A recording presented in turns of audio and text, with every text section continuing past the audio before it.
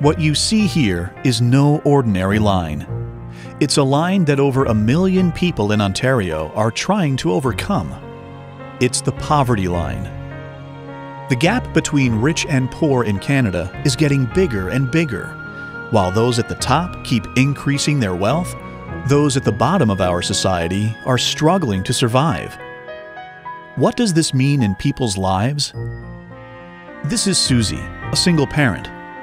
She needs $26,800 a year to reach that magical poverty line. But Susie only receives $16,000 a year from social assistance. That's right, she's almost $10,000 below the line. Perhaps you're thinking that working full-time will get you above the line and out of poverty. Well, think again. Here's Paul, a single guy earning minimum wage. Unfortunately for Paul, Ontario's minimum wage has been frozen at $10.25 per hour since 2010. So even though he works full-time, he's still below the poverty line. He still struggles to pay the rent, buy food, and meet his other needs. What if you're disabled and simply can't work? Jim's Ontario disability benefits come to about $12,600 per year, so he's still almost $6,000 below the poverty line.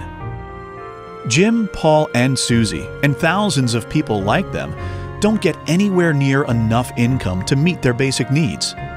No wonder over 400,000 people in Ontario have to turn to food banks each month to avoid starving. People in affordable housing are better off, but over 150,000 Ontario families are waiting and waiting for an affordable apartment. Here's a story about Emily. Hi, Emily. Hi. Emily is a single woman and she is unable to get a job. She receives a monthly welfare check of $626. Emily was lucky. She found a place to live for only $500 per month. But things aren't as good as they seem. Soon after Emily receives her welfare check, there's a knock at her door. It's the landlord. After paying her rent, Emily has only $126 for the rest of the month. Emily has to buy groceries. She spends $60 at the supermarket. No treats. Now she has only $66 left. As the days go by, Emily's $66 and her food supply slowly shrink. There's still 10 days until Emily gets her next check. Her fridge is empty, and she's only got $6 in her pocket. She's got to eat somehow. So back goes Emily to the food bank. Emily's story is common among many people living in Ontario today. Does it have to be like this? No. What can you do?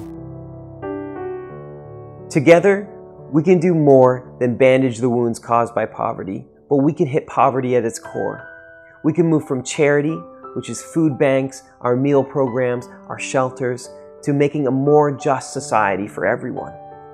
We can do this by meeting with or talking to our MPPs, saying more needs to be done to meet the needs of those living on social assistance or living on minimum wage.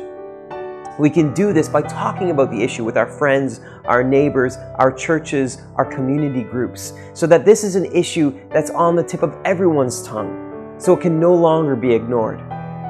And we can do this by joining those who are the real experts on the issue, those who live with poverty every single day. We need to join them in their quest to challenge and change this world.